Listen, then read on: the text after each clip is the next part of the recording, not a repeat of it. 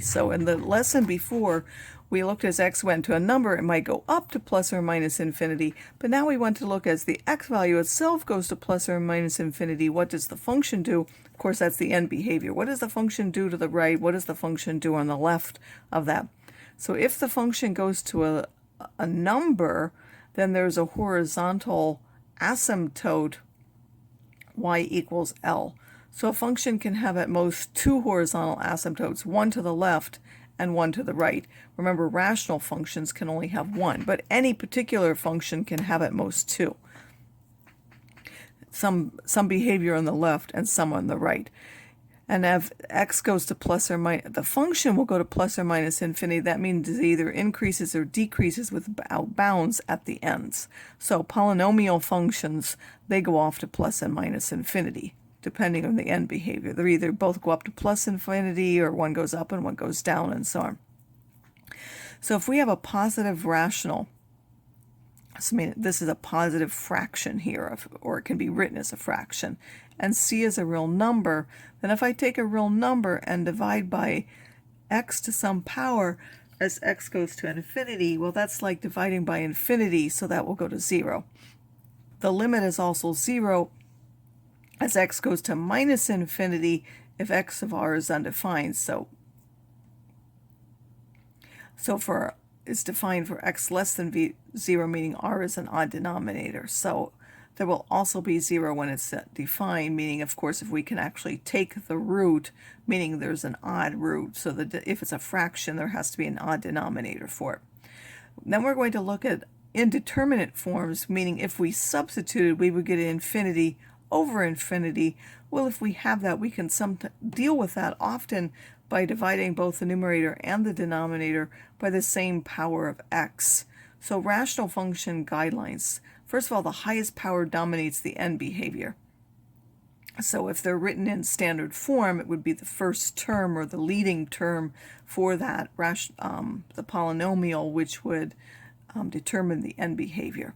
So if we have a rational function, which is again a polynomial over polynomial, then the horizontal asymptote is given by the limit of that function as you go to infinity. And that's true of what? If the numerator is less than the denominator in terms of degree, then it will have a limit of 0.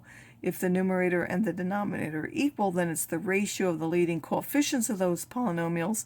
If the top or the numerator has a larger degree, then there is no horizontal asymptote because there's no such limit. Instead, remember that there's an oblique asymptote. It could be a line or a quadratic that function goes to. So let's look at these functions and see if we can match them according to different things. So this particular function, again, it has the same degree, so it would have to have a horizontal asymptote of y equals 2. And that would be true from what? As you went from either the left or the right, it would have to go to 2 because this is squared, and there's only one function. Well, there are two functions that have that, so let's go on. This particular function, 2x over x squared plus 2 would be what? As x goes to minus infinity, this would have to go to a minus value, and as x goes to positive infinity, it would have to go to a positive value. So if you look at that, that would be c. If you look at d, again, this is a rational function. The denominator degree is 0, so that has to go to have a horizontal asymptote of y equals 0. And this function can be negative if the top is negative, so that would be d. It can actually go underneath the x-axis, but it has an asymptote of 0. 2 plus x squared over x plus 4, of course, this has an asymptote of 2, and then this would be, this part goes to 0 because the bottom is bigger, so that also has to have an asymptote of 2. But the function itself, because this is always positive, has to be bigger than 2 everywhere. The only function which is bigger than 2 everywhere is a. If we look at 4 times the sine over x squared plus 1, again, the sine, as you go out to infinity, goes between values. This bottom part would get bigger and bigger. This is stuck between two values. This will have an asymptote of y equals 0. It also will look kind of periodic, meaning it looks like it goes up and down. That's function b. And this again is a polynomial. It has a y asymptote of 2. But if we found the y-intercept, it would have a y-intercept of 5. And that would make that match with this graph E. So if you look at those, several of them have asymptotes of y equals 2, but different features of that function would allow us to identify which of those graphs it is. And we'll also look at them without any graphs at all, and we're simply going to look at them algebraically. So again, if I want to find a limit of this algebraically, we know from the rules that this should give us 0, right? Because the degree of the bottom is larger. However, we now want to show that analytically. We're going to take the biggest power. So here we have x squared. We're going to divide by that x squared on the top and the bottom. So we have x over x squared over x squared, and minus 1. And I'm going to simplify that. And again, this step you wouldn't have to write. You simply do it. X over x squared simplifies to 1 over x. X squared divided by x squared simplifies to 1. And then this would be minus 1 over x squared. Well, the numerator goes to 0 because we're dividing by bigger and bigger numbers. This goes to 0. So we have 0 over 1, which would go to 0. So the horizontal asymptote would be y equals 0 as x goes to infinity. Again, there could be two horizontal asymptotes, but it turns out the one as you go to minus infinity will be the same thing. When we have a radical function, we have to be more careful. Again, this is for x is less than 0, so you want to divide by the biggest power. Well, this is a square root. The square root of x squared is really like x, so I want to divide the top and the bottom by x. But inside the square root, again, I'm going to divide by x, but I'm going from a negative value, so in order to do that and expressing it with the square root, I have to change that to minus x squared so that I can take that inside. So there will be a minus outside, and then inside I divide everything by x squared. Here I'm going to divide by x. So 2x over x is just 2. This would give me 1 over x. And then inside of here, as I said, I'm going to leave the negative outside. That ensures that I'm going to minus infinity. And then because this is a positive square root, and then I'm substituting that x squared inside, or the x squared inside. X squared over x squared is 1.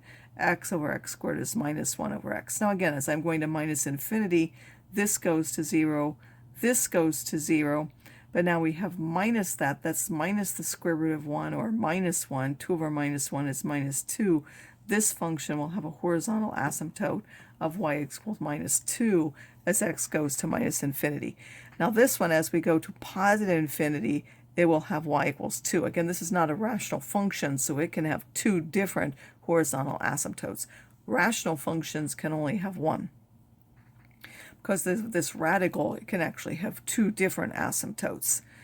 If we have x plus 1 over x squared plus 1 to the 1/3, again, I want to divide by the power now generally, and that's in the radical, so it doesn't have to be the biggest power. I could divide everything by x.